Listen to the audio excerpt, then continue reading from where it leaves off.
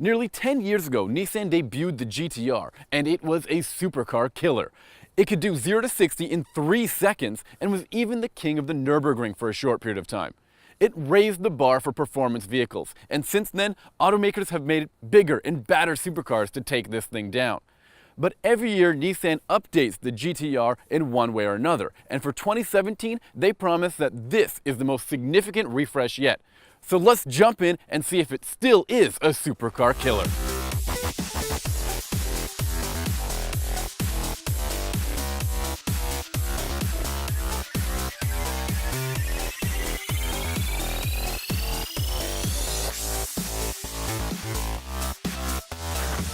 Okay, now before we jump into all of the boring changes like the interior and exterior, let's talk about what makes this car awesome, and that's the way it drives. Under the hood is the familiar 3.8-liter V6 that's twin turbocharged to make 565 horsepower and 467 pound-feet of torque. That's paired to an advanced all-wheel drivetrain and a quick shifting but now refined 6-speed dual-clutch transmission. All of that adds up to a very fast car. In fact, it's unbelievable how quick this car is because of how heavy it is. It weighs almost 4,000 pounds. Now, how does it manage to be this fast while weighing that much? It has a lot to do with that all-wheel drivetrain that I was talking about. Normally, the car acts like a rear-wheel drive car, sending all the power to the rear wheels. When the time calls for it, the car can send up to 50% of the power up to the front wheels, and it ensures you have grip all the time. In fact, this thing is so confidence-inspiring, you're going to go through each turn and lay down the power a little bit sooner than usual just to see how this car handles it. And every time, I don't think you'll be disappointed. Now, a major part of that speed equation is this 6-speed dual-clutch transmission. It is fast, but it's not quite as smooth as some of the other units that you'd find, for example, in Porsche's 911s. But it is more refined. There's less bucking, and it feels pretty good coming from a stop and starting up again. Refinement is a huge part of the 2017 GTR. In fact, the car has an active noise cancellation system that makes the car quieter in the cabin.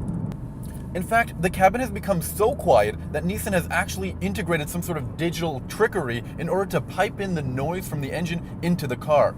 That's pretty useful. I mean, you can still hear this engine, but you know what? I don't think I'm really sold on the way the car sounds. I mean, if you've listened to the V10s in the Audi R8 or the Lamborghini Huracan, you'll know that those cars sound like something special. So does the McLaren.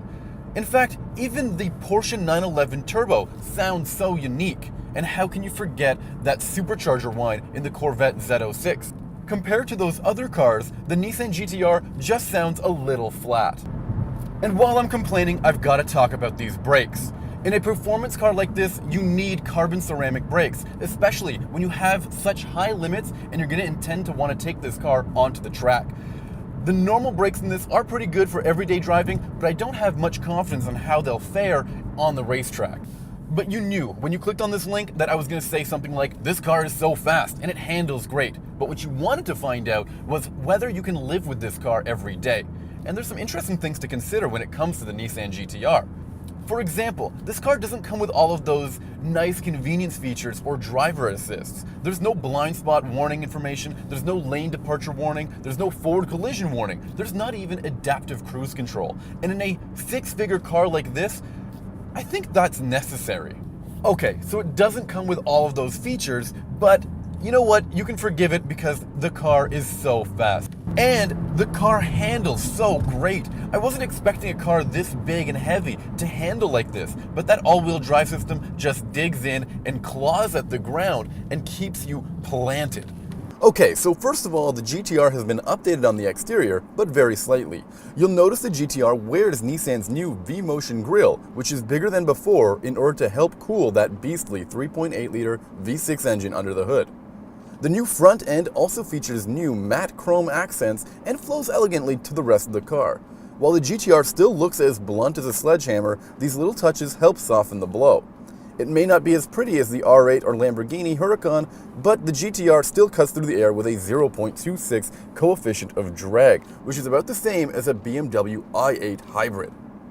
Now, airflow is an important part of the GTR's exterior design, and you notice the side sills, air vents, and other flared elements help direct air around the car. I love the way this thing looks, and everything on the car seems to fulfill one of two purposes. It either makes the car go fast, or it makes it look more badass. The biggest upgrades are found inside the car. Now in the past, the GTR had a pretty laughable interior, especially in comparison to the Porsche 911 and Audi R8. But now it's been completely redone and it looks great, especially thanks to this dashboard that's wrapped in Nappa leather. It's a bit cleaner in here as well, as the old GTR had 27 buttons and switches on the center console, and now that's been pared down to just 11. The interior updates help the GTR feel like a more modern product, but it's not perfect yet. There's still no Android Auto or Apple CarPlay, which is a huge bummer. I mean, what year are we in, Nissan? Does anyone over there use a smartphone? On the other hand, the seats have been updated to be far more comfortable on longer rides, and Nissan has moved the paddle shifters off the column and onto the actual steering wheel, so you don't have to go hunting for them when driving on the track. One more thing to mention about the new GTR is its price. It starts at over $111,000 US, including destination, which is an increase over the last year model and still a bargain when you consider that R8s and Porsche 911 turbos cost much more. So, after all these years, is the GTR still a supercar killer? Heck yes it is! Did you see how fast this thing was? But here's the thing, all those supercars come with fancy features and high-tech gizmos, and the GTR just doesn't have those things.